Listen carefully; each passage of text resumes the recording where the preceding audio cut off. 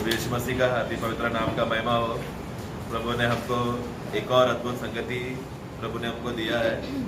मंडली इस रीति से एकत्र होकर आना, एक तरफ से एक ग्रेस स्पिरिट प्रभु ने हमको दिया है, एक बोनस दिया है। क्योंकि दुनिया का जो घड़ी है इजराइल, उसका खबर हम रोज अभी 3-4 दिन से खबर में आते जा रहा है। मतलब जब भी इजराइल का न्यूज आ रहा है, मतलब उसमें एक बात हमको चेतावनी देता है कि प्रभु का आगमन का एक निकट आने का या हमें उठा ले जाने का एक बहुत बड़ा घटना संभव हो सकता है करके वो चिन्ह है जो इजराइल का संभव में हम देखते हैं। तो अभी इस रीति से अगर हमको ऐसा संगति अगर मिल रहा है बोला तो वो एक तरफ से हमारे लिए एक बोनस है, क्योंकि प्रभु का आगमन बहुत निकट है। इसका कोई गारंटी नहीं कि हम लोग आज यहाँ से मीटिंग होकर घर सुरक्षित पहुंचेंगे का कोई गारंटी नहीं है, क्योंकि युद्ध ऐलान हो चुका है और बहुत जल्दी दुनिया भर के लोग इसमें वर्ल्ड वॉर 3 होने का बहुत सा साध्यता है, पॉसिबिलिटी है कि दुनिया के लोग सब लोग युद्ध में प्रवेश करेंगे करके। परंतु जैसा हमने गीत गाया, ना डरना ना घबराना, क्योंकि यहोवा परमेश्वर हमारे साथ है और हमारे साथ ही नहीं हमारे संग है, हमारे अंदर है। ये इस्राएल के लिए आश्वासन का गीत है कि यहोवा हमारे साथ है करके, क्योंकि इजरायली लोगों ने कभी भी परमेश्वर को अंदर अनुभव नहीं किया, जीवन अनुभव नहीं किया, बस साथ में हाँ यहोवा परमेश्वर हमारे साथ है तो ठीक है बोलकर वो अनुभव वो लोग करते थे। लेकिन हम लोग एक कदम आगे, हमारे साथ ही नहीं, उनका उपस्थिति है करके वो तो है, सत्य है, लेकिन वो हमारे अंदर निवास कर रहा है। एक ऐसा सौभाग्य जो और कोई और जीवियों को नहीं मिला है ना। स्वर्ग में 24 घंटे सारा फिर प्रभु का पवित्र पवित्र पवित्र करके धन्यवाद करके आराधना कर रहे हैं, लेकिन उनके अंदर नहीं है।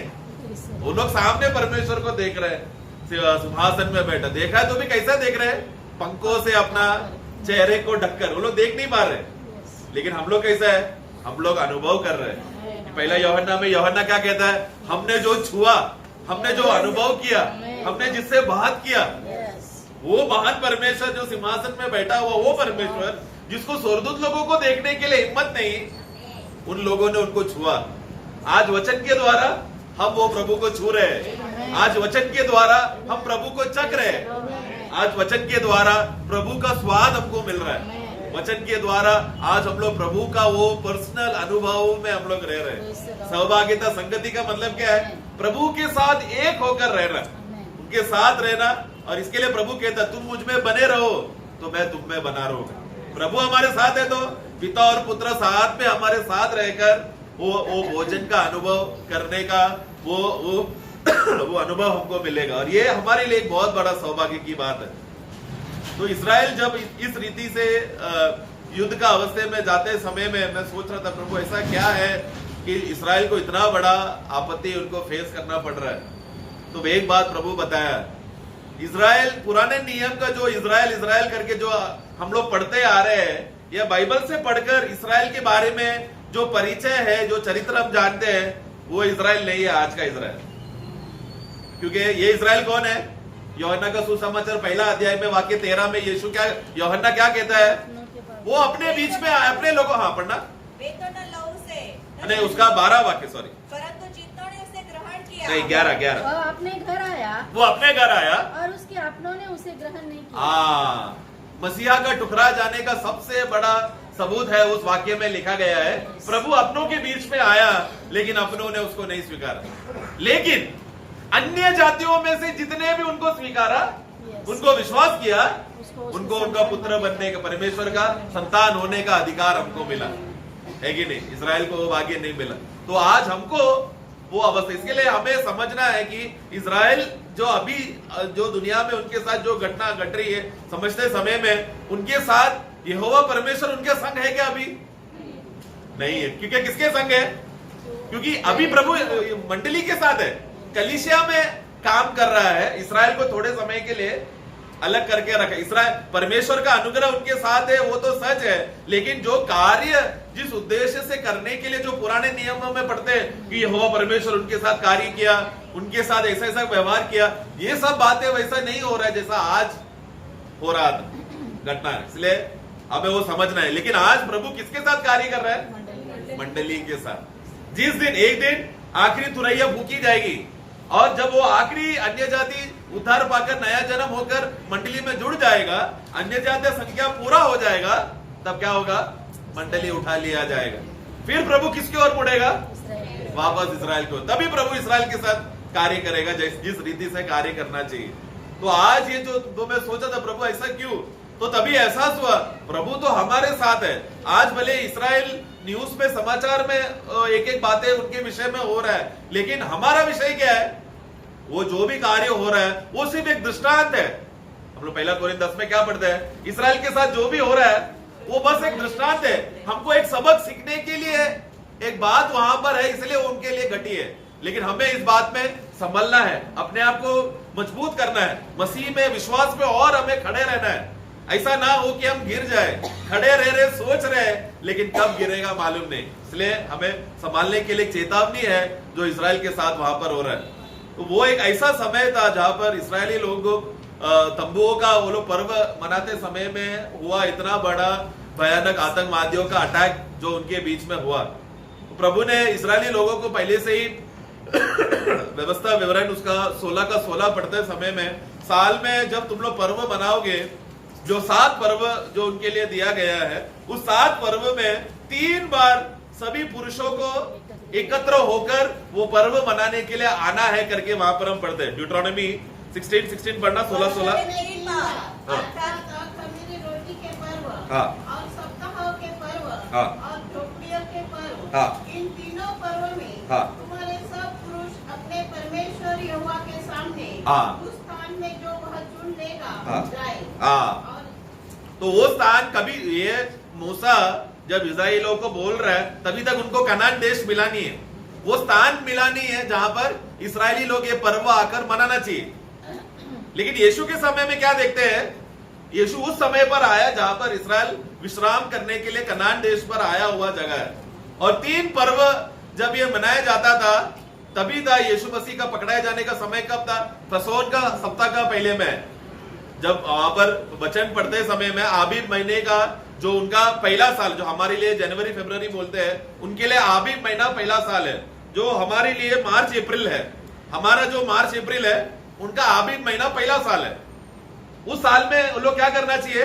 उसका 14वां दिन में एक मेमने को लेकर फसोन का पर्व को उनको उसका उत्सव मनाना है, और 15वां दिन में अखमीरी रोटी का उन लोग को पर्व मनाना है। वही था प्रभु यीशु मसीह चेलों के साथ मिलकर फसोन और अखमीरी रोटी का पर्व साथ में वो लोग मना रहे थे। तो व्यवस्था में क्या लिखा? अभी हमने पढ़ा, एक है अखमीरी रोटी का पर्व में, एक है सप्ताह का पर्व में, और तीसरा है तंबू का पर्व में। ये तीनों पर्व में सारे इजरायलियों का पुरुष यरूशलेम में दिखाई देना चाहिए। यानी कि क्या?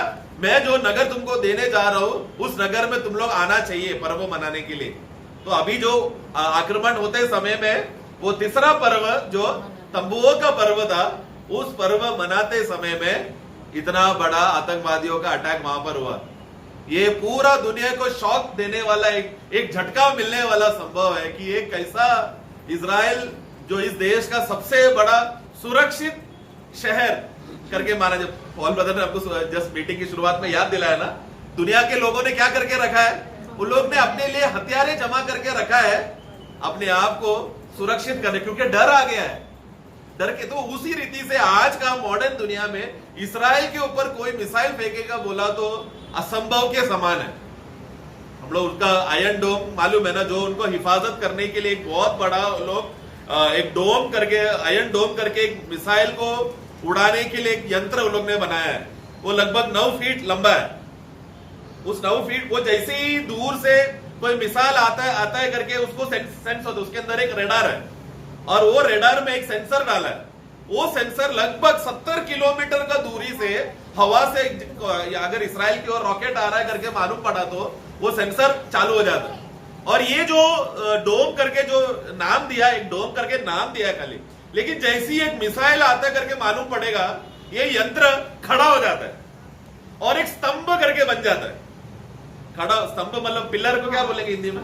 स्तंभ ना, खंबा। हाँ, खंबा जैसा बनता है और चारों तरफ घूमते रहता है। जहां से मिसाइल आएगा वहां पर ये अपना मिसाइल भेजकर उसको, तो वो मिसाइल को हवा में उड़ा देगा। 2021 का रिपोर्ट के अनुसार ऐसे ही आतंकवादियों ने आक्रमण जब किया था, उन लोगों ने 4000 से अधिक मिसाइलों को ये आतंकवादियों ने रॉकेट फेंका। तो ये सेंसर का खासियत क्या है? अगर कोई भी रॉकेट इजराइल के घर के नजदीक या इजराइल के लोग के ऊपर आ रहा है करके सेंस करेगा तो तुरंत वो फेंक कर उसको तोड़ देगा। ऐसा 3900 रॉकेट को उड़ा दिया। सिर्फ 400 रॉकेट ही या 4000 में से 90% रॉकेट को वो लोग ने उड़ा के 10% ही खाली इजराइल में गिरा, मतलब बाकी सब रॉकेट उसने उड़ा दिया।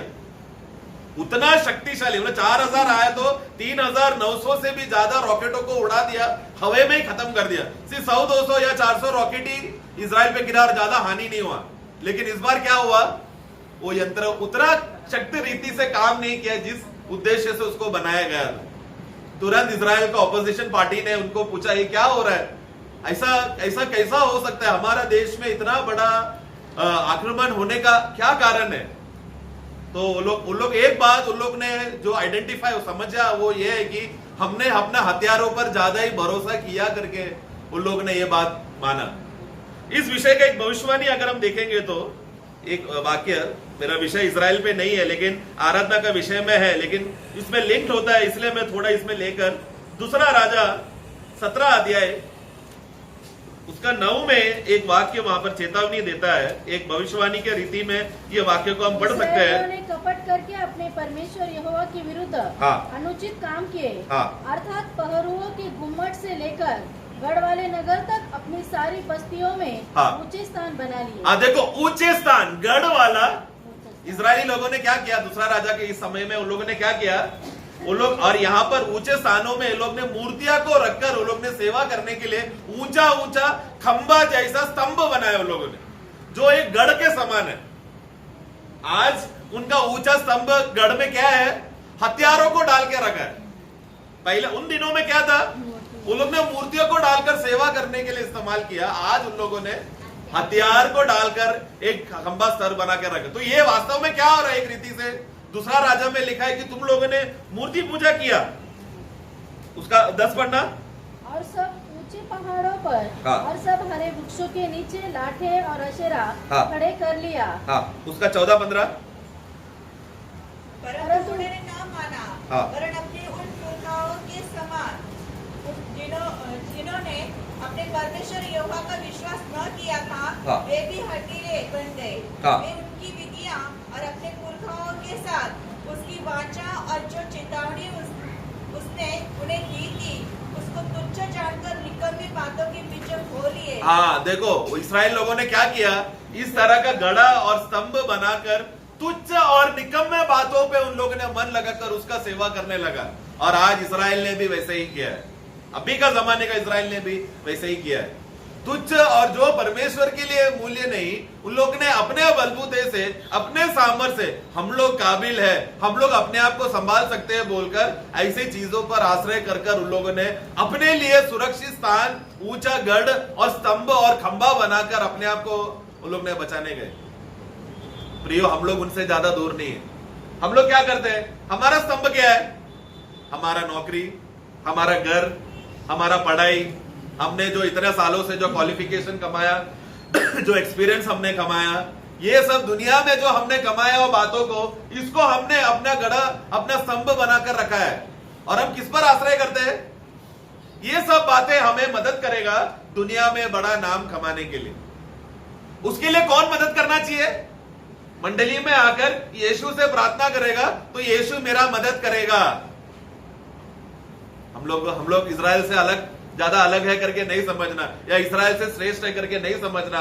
हमारा असलियत जब हमने अपने आप में पहचानेंगे प्रियो, हमें क्या होगा, हमें अपने आप को तुच्छ हमारा अवस्था क्या है हमें समझना है। उसके लिए प्रभु उनको चेतावनी दिया, वाक्य 8 में, सॉरी उसका 13, 2 राजा 17 का 13। सब भविष्यवक्ताओं और सब दर्शियों के द्वारा इस्राएल यहूदा को यह कहकर सिखाया था, अपनी बुरी चाल छोड़कर। देखो तो भी जब इजरायली लोगों ने यहोवा परमेश्वर को पहला स्थान देना चाहिए था, वो स्थान नहीं दिया, तो भी यहोवा परमेश्वर का मन क्या है? अपने लोगों से वो बात करना चाहता है। तो भविष्यवक्ताओं के द्वारा इजराइल को चेतावनी दे रहा। आगे पढ़ना। सारी व्यवस्था के अनुसार हाँ। जो मैंने तुम्हारे पुरखाओं को दी थी, हाँ। और अपने दास भविष्यवक्ताओं के हाथ तुम्हारे पास पहुंचाई है, मेरी आज्ञाओं और विधियों को माना करो। हाँ, परंतु नहीं बस हाँ, माना करो। तो प्रभु ने जो आज्ञा है उनको पुराने समय, उनके टाइम में जो उनको दिया था भविष्यवक्ताओं के द्वारा, उनको तुम लोग मानो, ये बात बताने के लिए भविष्यवक्ताओं को भेजा गया था। आज भी मंडलियों में हम क्या देखते हैं? प्रभु का दासों का जिम्मेदारी क्या? मंडली में आते समय में प्रभु का दासों का पहले जिम्मेदारी है लोगों को एहसास दिलाए कि हम लोग दुनिया पर हमें आश्रय नहीं करना है। दुनिया के बलबूते पर हमने दुनिया में जो क्वालिफिकेशन, एजुकेशन, डिग्रियां या घर, कमाई, धन जो हमने कमाकर जो अपने आप पर हम भरोसा कर रहे, सोच रहे, उस पर भरोसा नहीं करना। यहोवा परमेश्वर ने जो हमको वचन दिया है, उस वचन के अनुसार जो हमको आज्ञा दिया है, एक पवित्र जीवन जीने के लिए, संभलने के लिए, पवित्र शास्त्र में जो लिखा हुआ है उसके रीत के अनुसार चलो। लेकिन इजराइल ने नहीं सुना। प्रभु की ओर वो लोग ने मुंह फेर कर प्रभु के खिलाफ किया। हम भी वैसे ही करते हैं। हफ्ते का 6 दिन क्या करते हैं? अपना मन मर्जी का, अपना स्वयं की इच्छा का बातों को करते हैं, और हफ्ते का पहला दिन ये सोचकर आते हैं कि मैं प्रभु को आराधना करने आ रहा हूं, प्रभु को मैं धन्यवाद देने आ रहा हूं। उधर इजरायली लोगों ने देखो कैसा, वो 9 फिर से पढ़ना। इस्राएल ने कपट करके अपने परमेश्वर यहोवा के विरुद्ध अनुचित काम। देखो, कपट करके अंग्रेजी में रहस्य में किया करके लिखा है। वो कपट किया मतलब गुप्त रीति सा, मतलब चुप चुप के। बाहर क्या दिखा रहे हैं? बड़े बड़े भक्त लोग हैं, लेकिन अंदर कौन सा स्वभाव है? कपटी स्वभाव। ऐसे कपटी स्वभाव से यहोवा परमेश्वर के खिलाफ वो लोग कार्य करने लगे। तो वो लोग सारा पर्व, सारा त्योहार, सब प्रकार का आराधना, सब प्रकार का रीत रिवाज बाहर रीति से, अंदर से अच्छे से कर रहे हैं वो लोग, लेकिन अंदर कपटी स्वभाव रखकर रहस्य में परमेश्वर के खिलाफ कार्य कर रहे हैं। यह है एक दुष्ट समय का जो चेतावनी प्रभु हमको देता है। और लवोदिका कलीसिया को भी प्रभु क्या कहता है कि तुम लोग को लगता है कि तुम्हारे पास सब कुछ है, लेकिन तुम लोग अभागे हो, अंधे हो, नंगे हो। तुम लोग प्रभु के, मेरे पर तुम लोग आश्रय नहीं कर रहे। मेरे पास आता तो मैं तुम्हें संभालता था, लेकिन तुम अपने नंगेपन में इतना खोए हुए हो कि तुम लोग कह रहे हो कि हमें कोई भी चीज का जरूरत नहीं। ऐसा अगर विश्वासी लोग जीने लगा, प्रभु को छोड़कर अपने सामर्थ और अपने बलबूते में अगर जीने लग रहा है, तो प्रियो, उससे बड़ा गिरावट और कुछ नहीं। क्योंकि यहोवा परमेश्वर मुझे नहीं चाहिए, या यीशु मसीह का जरूरत मुझे नहीं है, फिर भी अपने आप को विश्वासी बोलकर जी रहे, तो उससे बड़ा धोखा और कुछ नहीं। लेकिन प्रियो, प्रभु ने हमारा आंखों को खोला है। इजराइल लोगों ने मन फिरकर वापस नहीं आया, लेकिन हमने वो वचन को सुना। प्रभु के दया से हम लोगों ने वो वचन को मानकर लौट कर आया। इसके लिए हम लोग को प्रभु का संगति इतना अच्छा लगता है। भाइयों के साथ मिलकर एकत्र होकर आनंदित होने हमको बहुत अच्छा लगता है। क्यों? क्योंकि हम जानते हैं हम कितने कमजोर हैं। अगर हमारा कमजोरी हमको मालूम पड़ गया, तो प्रभु क्या करेगा? बोल रहा, आओ, वही कमजोरी के साथ आओ, मैं तुझे समझाऊंगा, मैं तुझे बताऊंगा। जैसा दास ने याद दिलाया, मैं तुम्हारा कवच बन जाऊंगा। अब्राहम को कहता है मेरा कवच, मतलब क्या? कि अब्राहम का कोई भी गलतियां कमी दिखेगा नहीं, क्योंकि यहोवा परमेश्वर कवच और ढाल बन गया। अय्यूब का जीवन में भी ऐसे ही था, यहोवा परमेश्वर उसका ढाल था। इसलिए अय्यूब के जीवन में कार्य करने नहीं हो पा रहा शैतान को। प्रभु अगर हमारा ढाल है और कवच है, तो उससे बड़ा आनंद और कुछ नहीं प्रिय। तो उस महान संगति में जब हम प्रभु के साथ बने रहते समय में, वो हमारा ढाल बनकर हमारा सारा कमजोरी को छुपाकर पिता परमेश्वर के सामने कोई भी कमजोरियां वो आने नहीं देगा, हमारा कोई भी गलतियों को लाने नहीं देगा। क्योंकि यीशु मसीह का लहू ने हमारा सारा पाप और जो दोष जो हमारे अंदर आया है, उसको धोकर शुद्ध कर दिया है, जिसके वजह से पिता को भी खुशी होता है हमें देखकर। पुराने नियम में इस्राएल को देखता तो पिता को खुशी नहीं होता था, क्योंकि दोष तभी भी अंदर है। सब प्रकार का पर्व वो लोग मना रहे, लेकिन वो दोष जो उनका विवेक में उनको दोष लगाकर उनको गिराते रहता है, वो उससे तभी भी उनको छुटकारा नहीं मिला। इसलिए इस्राएली लोग इतने वो लोग हटीले और निकम्मे हो गए कि प्रभु ने इतने चेतावनी देने के बाद भी वो लोग ने नहीं सुना। यिर्मयाह का पुस्तक में उसका 21 का 4 यिर्मयाह भविष्यवक्ता के द्वारा फिर देखो प्रभु क्या कहता है। इस्राएल का परमेश्वर यहोवा यो कहता है, हाँ देखो युद्ध के जो हथियार तुम्हारे हाथों में है, हाँ जिनसे तुम बेबीलोन के राजा और शहरपनाह के बाहर घेरने वाले कसदियों से लड़ रहे हो, उनको मैं लौटाकर इस नगर के बीच में इकट्ठा करूंगा। नहीं, लौटाकर नहीं, मराठी में पढ़ो। यहोवा इस्रायलाचा देव असे म्हणतो, हाँ पहा ही लढाईची शस्त्रे तुमच्या हातात आहे, हाँ ज्यांनी तुम्ही बाबेलच्या राजाशी व जे खासदी पोटाबाहेर तुम्हाला वेढा घालून लढाई करतात त्यांच्याशी लढता ती मी मागे फिरवे। हाँ मागे पीछे हटा। हाँ मैं उसको पीछे हटा दूंगा, लौटाऊंगा नहीं। मैं उसका तुम जिस हथियार पर तुम लोगों ने भरोसा करके जो तुम लोग ये करके रखो, उसको मैं तुम्हारे बीच से ही मैं निकाल दूंगा, उसको लौटा के मैं हटा दूंगा। इंग्लिश में I will turn back the weapons of war that are there in your hands. तुम्हारे हाथों के भरोसे में तुम लोग ने जो हथियार को जो तुम लोग ने संभाल के रखा है, उसको मैं तुम्हारे हाथ से छीन लूंगा। तुम लोग ने जिस हथियार पर भरोसा करके रखा है, वो तुमको मदद करने के लिए, उपयोग के लिए फायदा नहीं होएगा। जब मदद के दिन के लिए जिसके लिए जरूरत पड़ेगा, उस दिन तुम्हारा हथियार काम नहीं करेगा। आज क्या हुआ, 2 दिन पहले 3 दिन पहले जो युद्ध के समय में उनका बड़ा बड़ा हथियार जो पूरा दुनिया को डरा के रखता था, कोई भी इजराइल को अटैक करने के लिए नहीं सोचता था, वही अस्त्र उनके लिए था, वो उनका लज्जा का कारण बन गया। उसका घमंड था उन लोगों का, लेकिन उनका लज्जा का कारण। सब लोग क्या सवाल पूछ रहे हैं, सबके मन में एक ही सवाल है, अरे तुमने जो हथियार बनाया ना, आयरन डोम जो दूर से रॉकेट को उड़ाता है, कहां गया? तो इजराइल नेतन्याहू ने बोला, हमारे रेडार के हिसाब से हमने 4000 रॉकेट्स को हमने हवाई में खत्म किया।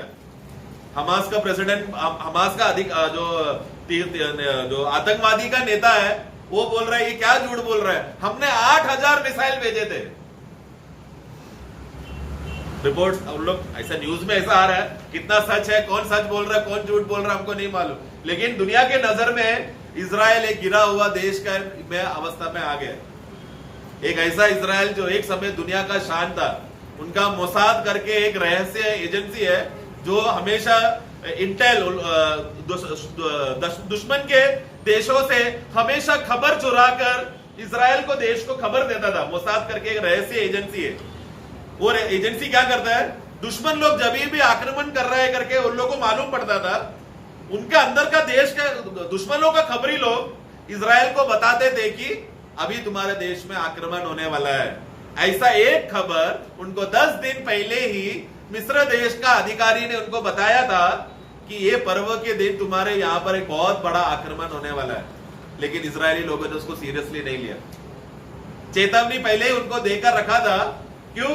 क्योंकि हमेशा वो लोग मोसाद के भरोसे पर वो लोग रहते थे कि हमारा मोसाद हमको जो खबर देगा वही सच है करके। ये वो सीक्रेट एजेंसी है जो देश देश में जितने भी लोग अगर इजरायली लोगों को आक्रमण किया अगर मालूम पड़ा तो ये स्पेशल फोर्स जाकर वो इजरायली लोगों को बचाकर आते थे। मुंबई में जब आतंकवादियों ने ब्लास्ट में अटैक किया, होटल में आतंकवादी घुसे तो 2-3 परिवार इजराइल के लोग वहां पर पड़े थे। तो भारत सरकार क्या बोला इजराइल को, हम आपका इजरायली लोगों को बचाएंगे। कसाब ने अटैक करने के बाद अगले दिन भारत सरकार क्या बोल रहा है, हम आपका इजराइल देश के लोगों को बचाएंगे। तब हमें इजराइल का प्रेसिडेंट क्या बोल रहा है, कौन से लोग, वो तो हमारे देश में पहुंच गए सुरक्षित। क्योंकि कसाब का आक्रमण के बाद इजराइल ने जल्दी से टास्क फोर्स को भेजकर, मोसाद के टास्क फोर्स को भेजकर जल्दी से उन लोगों को रहस्य में निकाल दिया। वो कब इजराइल के जो नागरिक थे कब बच के बाहर निकले किसी को अभी भी मालूम नहीं है। कोई भी कैमरा में रिकॉर्डेड नहीं है, कैसा हुआ नहीं मालूम। उतना शक्तिशाली एजेंसी को आक्रमण होने वाला है करके कोई खबर नहीं।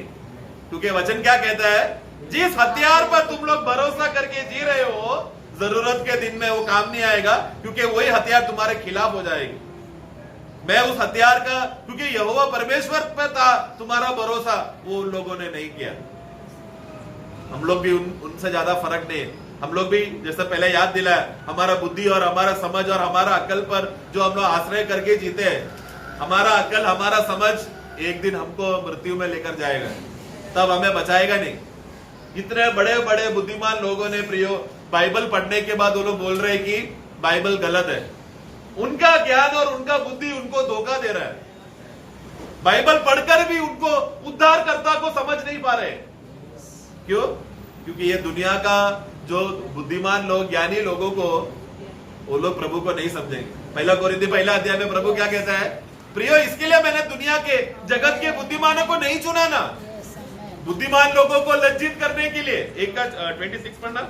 हे भाइयों, अपने बुलाए जाने को तो सोचो। हाँ कि न शरीर के अनुसार बहुत ज्ञानवान हाँ और न बहुत सामर्थ्य और न बहुत कुलीन बुलाए गए, हाँ परंतु परमेश्वर ने जगत के मूर्खों को चुन लिया है हाँ कि ज्ञानवानों को लज्जित करे। हाँ, बस प्रभु ने जगत के निर्बुद्धि लोगों को, जिसमें ज्ञान नहीं है, संसार का कोई समझ नहीं है, संसार का कोई अक्ल नहीं है, ऐसे लोगों को चुना ताकि उनको जब महिमा करके खड़ा करके रखेगा तो ये दुनिया के ज्ञानवान लोग लज्जित हो जाएंगे। प्रियो, इस दुनिया का कोई भी डिग्री या सर्टिफिकेट या मेडिकल रिपोर्ट या कोई भी चीज हमको महिमा वाला शरीर नहीं देगा। नर्स लोग को मालूम है क्या कौन सा ऑपरेशन करने के बाद हमको महिमा वाला शरीर मिलेगा? कोई डॉक्टर को मालूम रहेगा जवाब? कोई इंजीनियर बता सकता है? कोई धनवान बता सकता है? कोई अक्लमंद व्यक्ति बता नहीं सकता। लेकिन हमारा प्रभु क्या बोला? ये अक्लमंद को समझेगा नहीं। ऐसा एक बात, ये जगत के जो बुद्धिहीन लोग हैं, जो जगत के कुछ है ही नहीं। 28 पढ़ना। और परमेश्वर ने जगत के नीचो, हाँ तुझो, हाँ जो है जो है भी नहीं, ही नहीं, मतलब जो समाज के लिए कुछ भी फायदे का नहीं है, दुनिया के लिए श्राप, ऐसे लोगों को प्रभु ने क्या किया? चुन लिया, ताकि जो लोग सोच रहे हैं कि दुनिया के लिए बुद्धिमान लोग और बलवान लोग और समझदार लोग, उन लोगों को लज्जित करने के लिए, है कि नहीं? इसलिए है मनीष, आगे बढ़ना। इसलिए कभी 29, ताकि कोई प्राणी परमेश्वर के सामने घमंड न करने पाए। कौन सा प्राणी घमंड नहीं करना चाहिए? हाँ, वो कोई भी में कौन कौन आता है? चुने हुए लोग भी आते हैं ना। चुने हुए लोग बोल सकते हैं क्या? घमंड कर सकते हैं क्या? हम लोग कोई बड़े लोग हैं करके? हमारा घमंड किसमें है? हमारा प्रशंसा किस बात पे है? कि हम प्रभु में है। हम लोग क्रूस में चढ़ाया हुआ मसीह के अलावा और कोई बात पर हम प्रशंसा नहीं करते। हमारे लिए खुशी की बात है, हम लोग चुने हुए हैं, लेकिन वो घमंड नहीं बनना चाहिए, वो एक अहंकार नहीं बनना चाहिए। है तुझे नहीं चुना, मुझे चुना बोलकर उनको तुच्छ नहीं समझना। हम लोग उनको क्या करना है? उनको भी सुसमाचार देकर, उनको भी वचन देकर, वो सौभाग्यता में उनको भी लेकर आना है, उनको भी वो कवच देना है जो हमारे पास है। क्योंकि प्रियो, अभी अंतिम समय है, ज्यादा दिन नहीं रहा। जैसा हम गीत गाते हैं, थोड़ी देर है प्यारो, हम सब जाके प्रभु को मिलने वाले हैं। थोड़ी ही समय बचा हुआ अभी। कितना समय हम लोग ऐसा शांतिपूर्वक दिन देखने को मिलेगा हमको नहीं मालूम। ये अंत समय में प्रियो, प्रभु का एक बहुत बड़ा वाणी जो हमारे हृदय में जो कार्य कर रहा है, कि वो ये है कि तुम लोग प्रभु को सही रीति से तुम जानो और पहचानो। क्योंकि जिस समय में हम जी रहे हैं, हम लोग को प्रभु को सही रीति से, सही तरीके से हम लोग आराधना करके जिए, बिना विवेक में, बिना संकोच से आराधना करके जिए। इस प्रकार का अवस्थे में ये संसार हमको करने नहीं देगा। क्योंकि संसार के लोग, वो लोग बहुत शातिर है। लेवोदिका कलीसिया के बारे में हमने पढ़ा, कलीसिया का अवस्था क्या है? वो लोग पहचान नहीं पा रहे हैं कि हम लोग सचमुच प्रभु से दूर हो गए, और हम लोग अभी वो काल में जी रहे हैं। क्या हम लोग पहचान पा रहे हैं क्या कि हम लोग वास्तव में मसीह में रहकर, मसीह का आजादी और खुशी में हम लोग जी रहे करके? पहला कोरिन्थी में उसका 2 अध्याय में 13 और 14 पढ़े। जिनको हम मनुष्य के ज्ञान की सिखाई हुई बातों में नहीं, परंतु आत्मा की सिखाई हुई बातों में आत्मिक बातों से मिलाकर सुनाते हैं। देखो वहां का तत्व क्या है? पौलुस कहना चाहता है कि मैं आत्मिक बातें बताऊंगा, शारीरिक बातें नहीं बताऊंगा। दुनिया का कोई भी लाभदायक वाला फायदा, वो सब बातें मैं नहीं बताऊंगा, आत्मिक बातें बताऊंगा। आत्मिक बातों को आत्मिक बातों से मिलाएगा तो ही समझ में आएगा। मतलब पौलुस जब आत्मिक बातें, उसका आत्मा से जब वो बोल रहा है, वो आत्मिक बातें हमें अपने आत्मा में सुनेगा तो ही वो समझ में आएगा। वो वाक्य समझा? आत्मिक बातों को आत्मिक बातों से मिला के। कौन कौन मिलना चाहिए? आत्मिक व्यक्ति, प्रचारक जब आत्मा में प्रचार कर रहा है, सुनने वाले लोग आत्मा में उसको ग्रहण करना है। तो आत्मा के बोलने वाला व्यक्ति और आत्मा में सुनने वाला व्यक्ति मिला मिलाकर समझ रहे हैं, नहीं तो ये बात समझ में नहीं है। अगला वाक्य देखो क्या कहता है, परंतु शारीरिक मनुष्य परमेश्वर के आत्मा की बातें ग्रहण नहीं करता। देखो पहली बात, शारीरिक मनुष्य प्रभु की आत्मा की बातें ग्रहण नहीं करता, क्योंकि वे उसकी दृष्टि में मूर्खता की बातें हैं। हाँ, और ना उन्हें जान सकता है, ना वो जान सकता है। दूसरी बात क्या है, उसको अंडरलाइन कर लो। पहली बात वो समझ नहीं सकता, ग्रहण नहीं कर सकता। दूसरा बात वो जान ही नहीं सकता, क्योंकि उसकी जांच आत्मिक रीति से होती है। तीसरा, क्योंकि प्रभु की बातें आत्मिक रीति से जांच पड़ताल होती है। ये तीनों बातें स्वाभाविक मनुष्य के अंदर नहीं होता। क्यों? उनके अंदर पवित्र आत्मा नहीं है वो समझाने के लिए। मनुष्य को जब आत्मा प्रभु देते समय में, उस आत्मा में 3 भाग है, आप लोगों को मालूम है। एक है संगति, अंतर्ज्ञान और विवेक। संगति, अंतर्ज्ञान और विवेक, इस 3 भागों से मनुष्य का आत्मा अगर नया जन्म पाया है तो प्रभु की बातों को वो समझ सकता है। तो उधर देखो शुरुआत में 14 शुरुआत में पढ़ना, स्वाभाविक मनुष्य, हाँ परंतु शारीरिक मनुष्य हाँ, परमेश्वर के आत्मा की बातें ग्रहण नहीं देखो ग्रहण नहीं कर सकता मतलब क्या, हाँ स्वीकारने के लिए मतलब क्या होना चाहिए, सामने वाला व्यक्ति कुछ दे रहा है तो जो सुन रहा है व्यक्ति को लेने के लिए पात्र होना चाहिए, है कि नहीं? विश्वासियों के अंदर ऐसा कौन सा पात्र है जो प्रभु का बात आते समय में हम सुनते हैं और हम ग्रहण कर रहे हैं? Praise the Lord. क्लिक हुआ आप लोग को। हमारे अंदर क्या है? मनुष्य आत्मा, मतलब पवित्र आत्मा जब संदेश देते समय में विश्वासियों के अंदर ग्रहण करने के लिए, स्वीकार करने के लिए वो पात्र है। और वो आत्मा हमारे अंदर होने की वजह से हमें प्रभु के साथ और हमारा बीच में सहभागिता है। तो आत्मा का कौन सा अंग है जिसके वजह से हम प्रभु के बातों को स्वीकार सकते हैं? वो है वो आत्मा में सहभागिता। हमारा मनुष्य आत्मा में एक ऐसा भाग है जो प्रभु का बातें स्वीकारता है, वो है सहभागिता। आगे, क्योंकि वे उसकी दृष्टि में मूर्खता की बातें हैं। हाँ, और न वह उन्हें जान सकता है। देखो आत्मा की बातें, हमें एक बात आते समय में हमें जानने के लिए हमारे अंदर एक भाग है कि ये बात सही है या गलत है, स्वीकारना है कि नहीं है। वो भाग कौन सा भाग है? Praise the Lord. वो किसके? उनके पापियों मनुष्यों के अंदर वो भाग काम नहीं कर रहा, इसलिए कितना भी हम लोग सुसमाचार बोलेंगे वो लोग ग्रहण नहीं करेंगे। क्यों? उन लोग का विवेक परमेश्वर की बातों को स्वीकारने के लिए तैयार नहीं है। दुनिया का कोई भी संदेश दे दो हम बोलने के लिए तैयार है, सुनने के लिए तैयार है।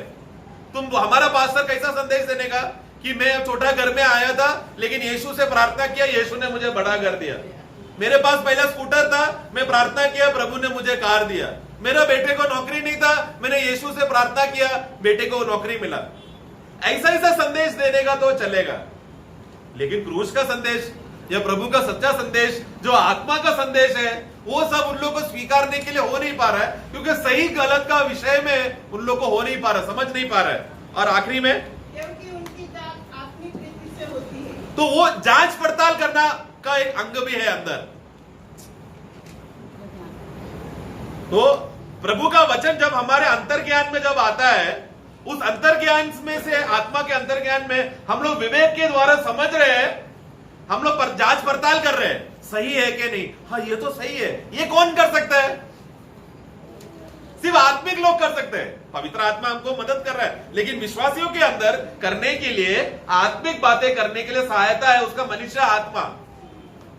इसके लिए हम लोग आराधना करते हैं। प्रभु ने जब कहा कि तुम लोग आत्मा में आराधना करो करके बोलते समय में वो कैसा होना चाहिए आत्मा? सबसे पहले बात, उस आत्मा का विवेक में, उस आत्मा का सहभागिता का भाग में यीशु से कुछ बातें मिलना चाहिए। उसके बाद हमारा अंतर्ज्ञान में हमें वो समझ रहना चाहिए कि प्रभु ने हमको दिया है, इसको संभाल के रखना है। और विवेक में हमें ये ज्ञान होना चाहिए ये सही बात है और यही हमको ग्रहण करके संभालना है।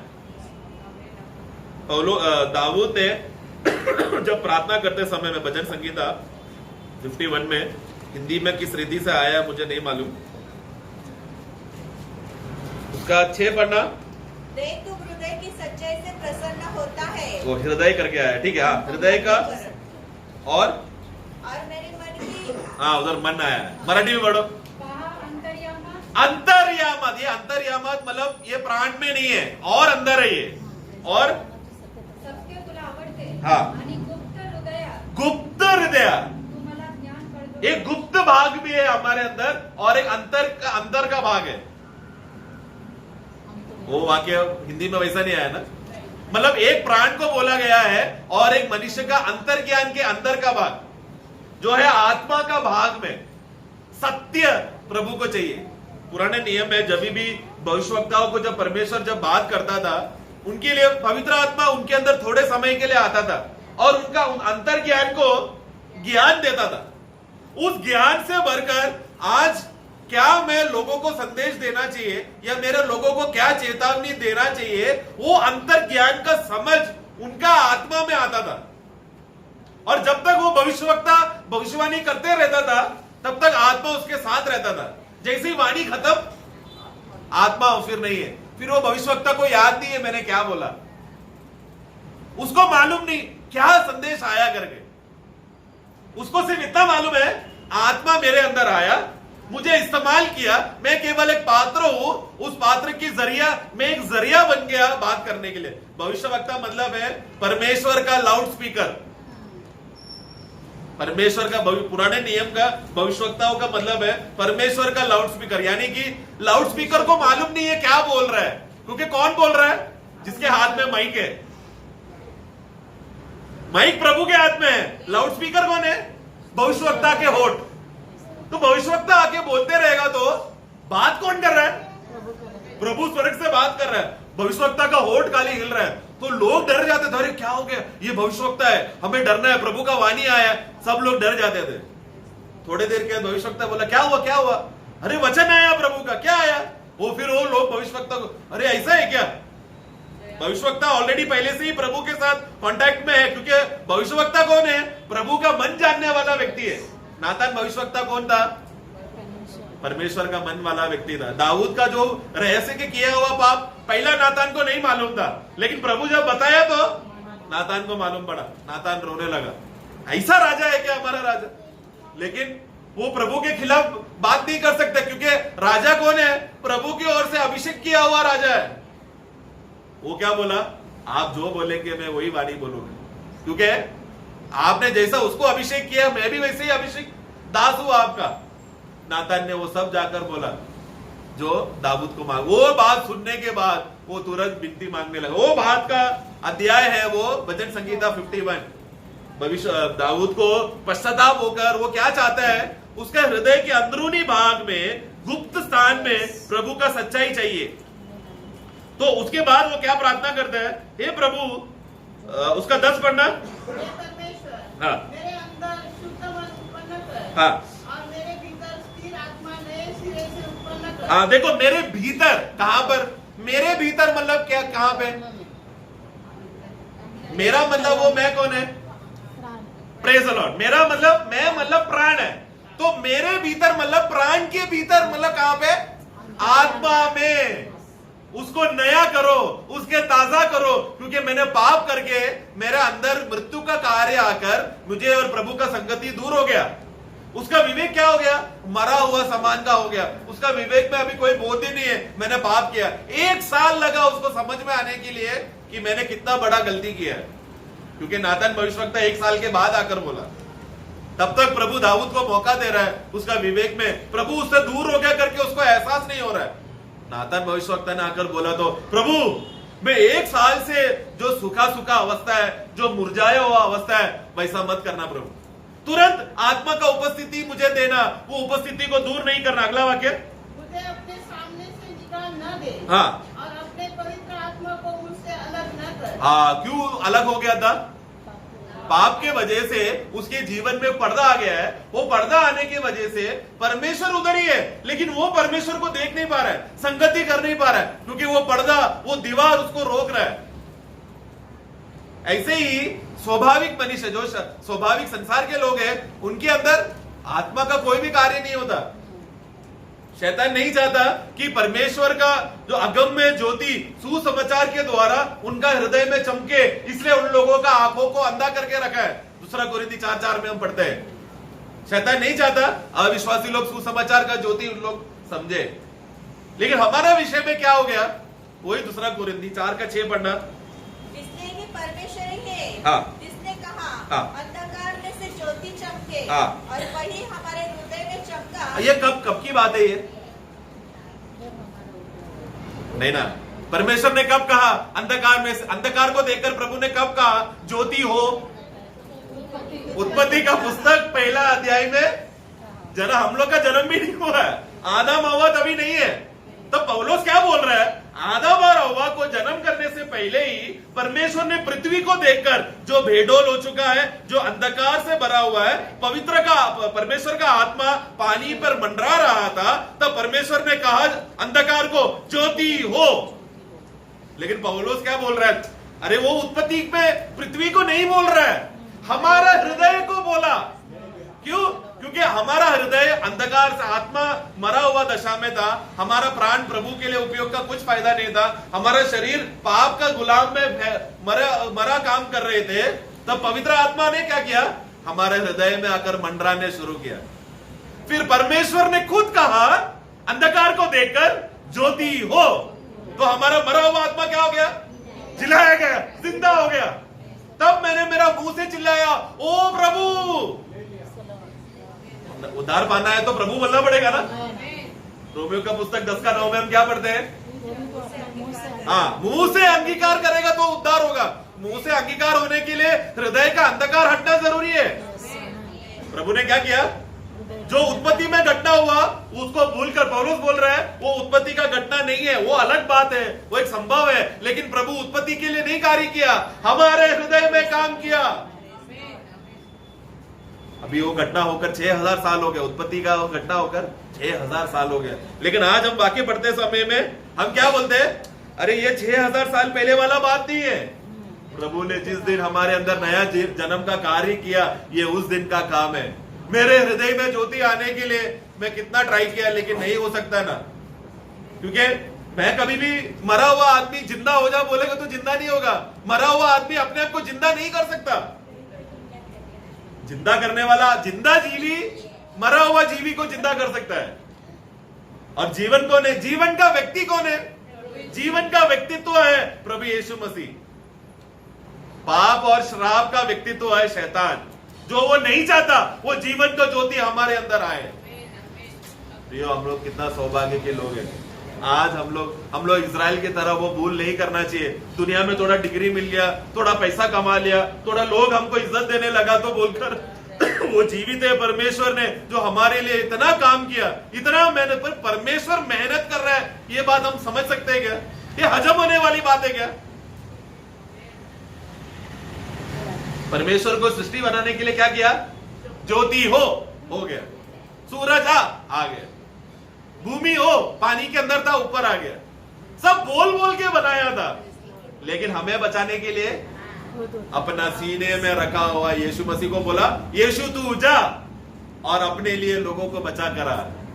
वो बोलकर बचा सकता था ना, सिर्फ एक होठ का शब्द काफी है ना परमेश्वर का। क्या हमारा प्रभु इतना शक्तिहीन है क्या कि हमें बोलकर बचा नहीं सकता? प्रियो, ऐसा करता तो प्रेम नहीं आएगा ना। प्रेम क्या है कि मैं अपने भेड़ों के लिए जान देता हूं। जान देने वाला अपना मित्र से प्रेम करता है। वो हमारा प्रभु ने हमारे लिए करके साबित करके दिखाया, सिर्फ बोल के नहीं। सृष्टि का कौन सा जीवी भी बोल सकता है क्या मेरा परमेश्वर मुझसे, चिड़िया बोल सकता है क्या परमेश्वर मुझसे प्रेम करता है? जान नहीं दिया ना। स्वर्गदूत बोल सकते हैं क्या? जान नहीं दिया। पेड़ बोल सकता है क्या? पेड़ पौधे, बाकी पशु है, कोई भी नहीं बोल सकता।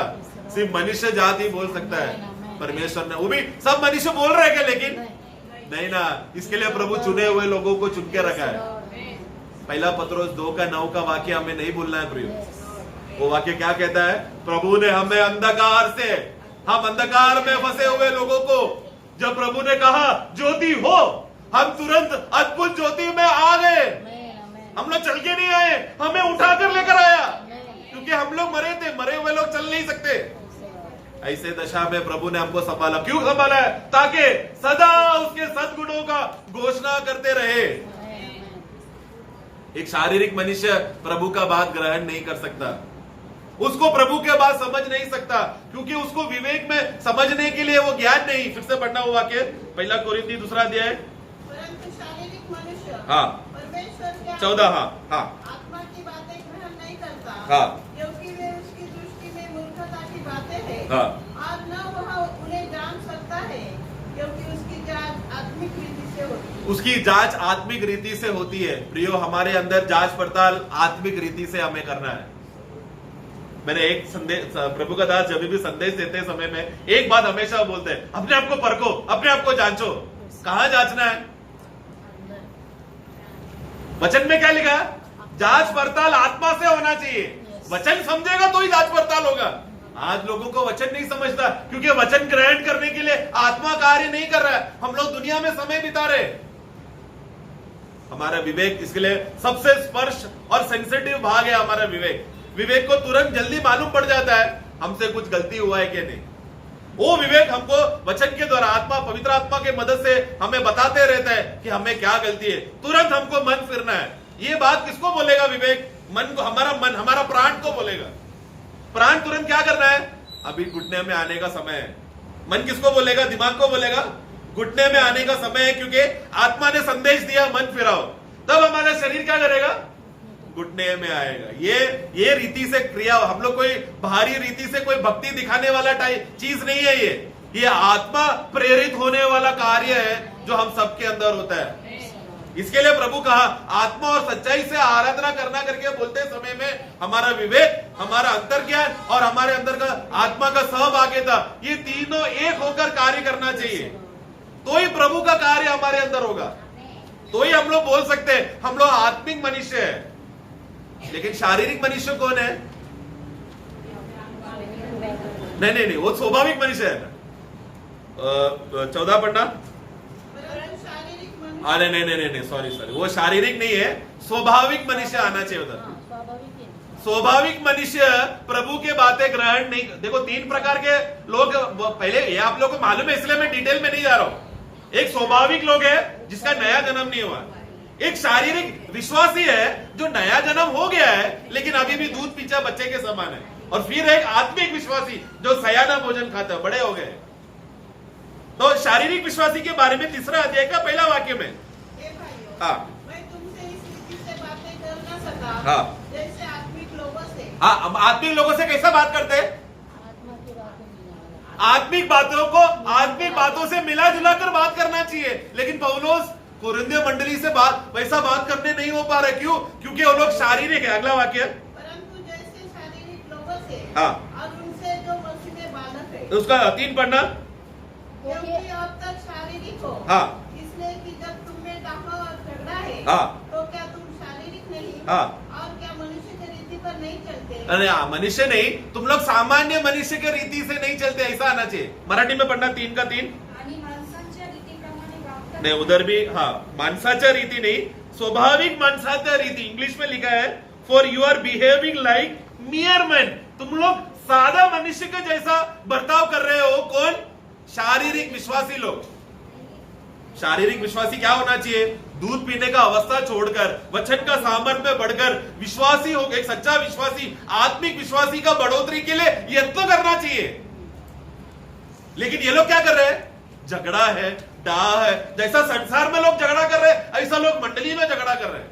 जैसा स्वाभाविक लोग संसार में झगड़ा कर रहे हैं, ऐसा शारीरिक विश्वासी मंडली में आकर स्वाभाविक लोगों के जैसा झगड़ा कर रहे हैं। तुम लोग अभी भी बच्चे हो। मुझे तुम लोगों को आत्मिक रीति से बात करना था, लेकिन नहीं हो पा रहा है, क्योंकि आत्मिक लोग आत्मिक बातों को ग्रहण करने के लिए आत्मा उनका हमेशा अलर्ट रहता है कि नहीं? प्रियो, आज हम लोग वचन सुनते समय में क्या हमारा आत्मा हमेशा अलर्ट रहता है? क्या हम लोग एक आत्मिक मंदता में चले गए कि वचन दास बोल रहा है, वो तो बोलना पड़ेगा, वचन आ रहा है, मुझसे क्या लेना देना, ऐसा बोलकर हमने कान बंद कर दिया तो वचन नहीं समझ में। क्योंकि प्रभु के लोग ही वचन को ग्रहण कर पाएंगे, शारीरिक लोग नहीं। स्वाभाविक लोगों को वचन ग्रहण करने का यंत्र उनके अंदर नहीं है बोला तो मरा हुआ दशा में, स्वीकारना है तो जिंदा होना पड़ेगा। इसलिए प्रभु ने कहा नया जन्म होना जरूरी है कि नहीं? इसलिए मंडली का सबसे गहरा संदेश है नया जन्म होना। नया जन्म हुआ तो आगे का जीवन वाला संदेश समझ में आएगा। यूहन्ना का सुसमाचार 6 अध्याय का 63 में प्रभु कहता है कि जो शब्द मैंने कहा वो आत्मा और जीवन है। किसके लिए जीवन है? मरे हुए लोगों के लिए मृत्यु रहेगा, लेकिन जो जिलाया गया, जिसका नया जन्म हो गया, जिसका नाम जीवन की पुस्तक में आ गया है, उन लोगों के लिए जीवन है। प्रियो, हम लोग अभी अंतिम समय में है। ये बार बार क्यों बात बताया जाना पड़ रहा है कि हम अंतिम समय में है? क्योंकि लोग भूल जाते हैं हम अंतिम समय में। उन लोग में वो डर नहीं रहा जो पहले जमाने के लोगों में, भक्त में जो लोगों को रहता था। एक जमाना था, एक बार एक प्रभु का दास मीटिंग के लिए जा रहा था, तो मीटिंग में जाते समय में उसने एक आदमी, एक ट्रेन ड्राइवर को देखा। उस समय में ट्रेन ड्राइवर्स लोग यूनिफॉर्म पहन के, ये इंग्लैंड की बात है, ट्रेन ड्राइवर्स लोग यूनिफॉर्म पहन के जाते थे ट्रेन का ड्राइविंग करना है तो, इंजन का ड्राइविंग करने के लिए। तो प्रभु का दास ने दूर से देखा। अभी इंग्लैंड वो एक ऐसा शहर था जहां पर लगभग 99% विश्वासी थे। वो जमाने की बात है जहां पर सब पूरा गांव में सब लोग विश्वासी है। प्रभु का दास बाइबल, उस समय में थैली नहीं है, बाइबल हाथ में पकड़ के जाता था। 200 साल पहले, 200-300 साल पहले की बात है। वो भाई जा रहा है बाइबल लेकर, मीटिंग में जल्दी जाना है बोलकर, जाते समय में सामने से एक भाई यूनिफॉर्म पहनकर, किधर जा रहा है? यूनिफॉर्म मेरा नहीं, आपने मेरा यूनिफॉर्म देखा नहीं क्या? मैं ट्रेन चलाने है, बहुत बड़ा काम आया, बड़ा ऑर्डर है, मुझे ट्रेन चलाना है। प्रभु का दास उधर इधर देख रहा है। क्या हुआ भाई? मैं छड़ी ढूंढ रहा हूं, तुमको मार के तुझे भगाओ क्या? चल घर पे कपड़ा बदल के मीटिंग में आ। आज ऐसा बोल सकते हैं क्या?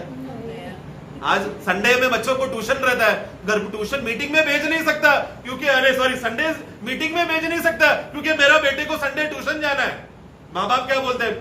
अरे उसको पढ़ना है लिखना है, नहीं तो वो फेल हो जाएगा।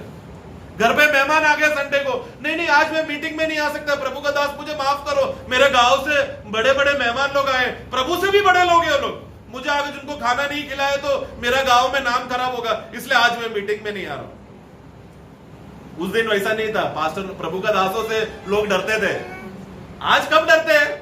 प्रभु का दास सवेरे दरवाजा खटखटाएगा तो साइड से देखेंगे कौन आया, दास आया, चलो टीवी बंद, बाइबल चालू करके, अरे दास आया, praise Lord praise Lord praise Lord.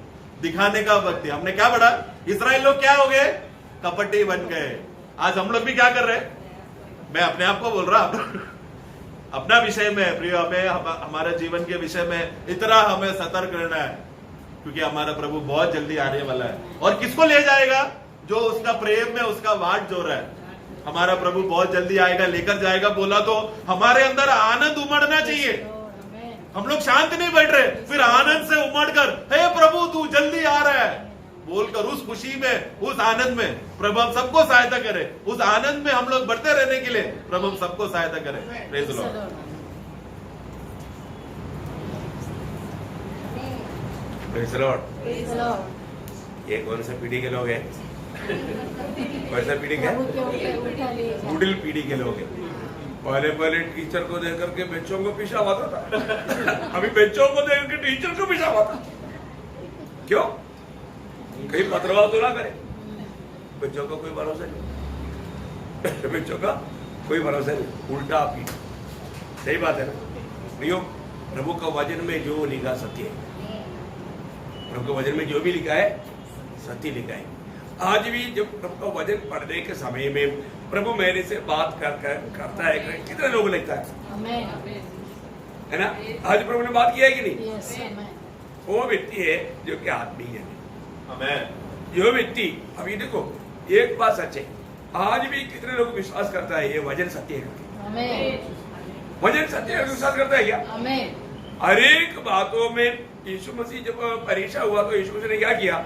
पवित्र शास्त्र में ऐसा लिखा है, पवित्र शास्त्र में लिखा वो बात ऐसे ही होना है।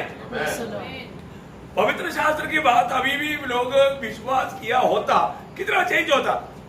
यीशु मसीह जी उठने के बाद में यीशु मसीह कुछ लोग मिलने के टाइम पर वो लोग बोला, हमारे बीच में कुछ लोग हैं वो बोलते हैं कि यीशु जी उठा, तो एकदम घबरा गया भाई, किसको बोल रहा है? यीशु मसीह। यीशु मसीह ने बोला शाबाश, ऐसे बोला। लूका 24 अध्याय का 24 से 27 तक जो वजन पड़ेगा ना वहां पर तब हमारे साथियों में से कई एक कब्र पे गए और जैसा स्त्रियों ने कहा था वैसा ही पाया, परंतु उनको न देखा।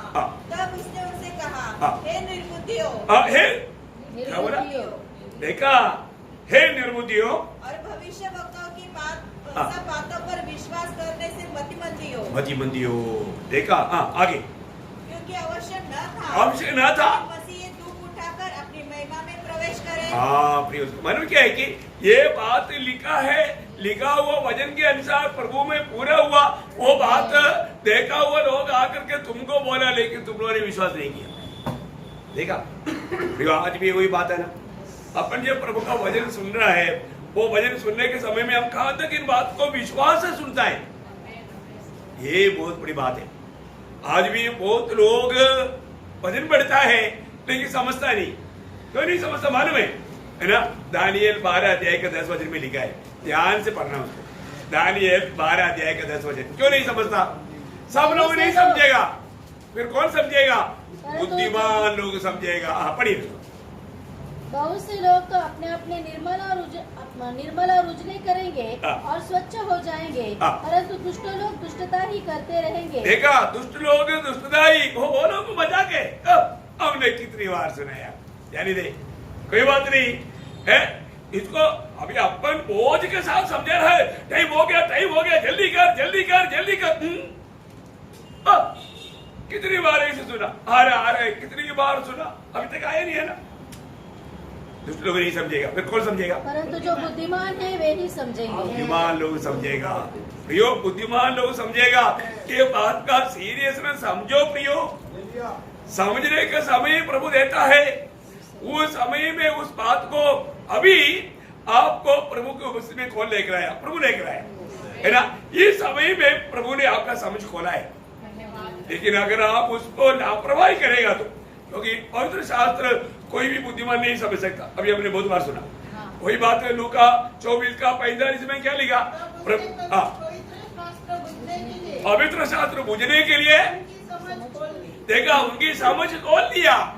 मैं आपको बताना चाहता हूँ, आज भी यहाँ पर बैठ करके जो वचन सुन रहा था ना, प्रभु ने आपका समझ खोल कर रखा है, लेकिन आप ध्यान नहीं दे रहे। प्रभु ने ये बात को समझने के लिए भी मौका दिया, फिर भी बहुत बड़ी बात है। अभी यहाँ पर आत्मा का काम है, आप प्रभु की उपस्थिति में है। जब पहला यूहन्ना 5 अध्याय उसका 20 वचन, पहला यूहन्ना 5 अध्याय का 20 वचन। हम यह भी जानते हैं कि परमेश्वर का पुत्र आ गया है और उसने हमें समझ दी है। उसने हमें क्या दिया? समझ दिया प्रियो, समझ दिया है ना। आज भी वो समझ के अनुसार जीवन बिताता है कि नहीं?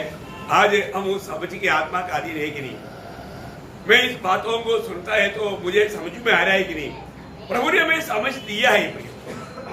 आज भी बहुत लोग इन बातों को नहीं समझता। हमने बार बार देखा, प्रभु ने इन बातों को समझने के लिए हमें समझ की आत्मा दिया। हमने जो पाया वो आत्मा समझ की आत्मा है।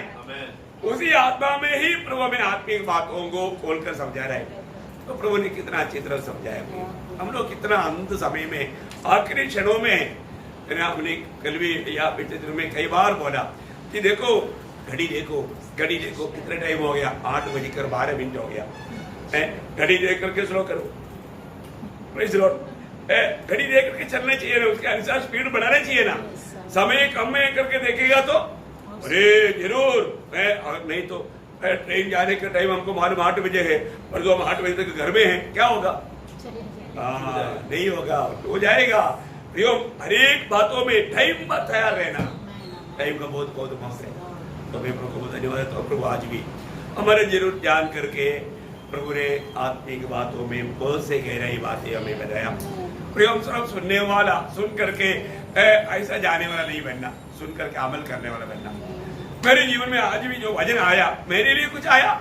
कई बार हम क्या बोलते हैं, अच्छा वचन था, लेकिन जीवन बदला है क्या? जीवन नहीं बदला। कल कैसे वचन था, अच्छा वचन था, वो वचन सुनने से क्या लाभ मिला पूछो मत। फिर कैसे अच्छा हुआ? हम लोग मार्क डाल देते हैं। प्रियो, हम मार्क डालने वाला बना बने, हम उस वचन में बना रह करके, उस वचन को स्वीकार करके, वचन को अपना करके प्रभु का महिमा करने वाला बने। तो आखिरी के आखिरी क्षणों में है, अभी हमें कितना वक्त मिलेगा मालूम नहीं। आजकल का न्यूज वगैरह जरूर सुनना, वो न्यूज सुनेगा तो आप और भी अलर्ट हो जाएगा, अलर्ट हो जाएगा। अलर्ट होने लायक न्यूज है।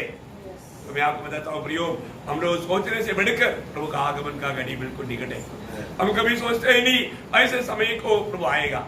इसलिए प्रभु का वचन बार बार कहता है, तुम तैयार रहना है, तुम जागृत रहना, तुम इंतजार में रहना। हाँ प्रियो, हमें बहुत तैयारी के साथ रहना है।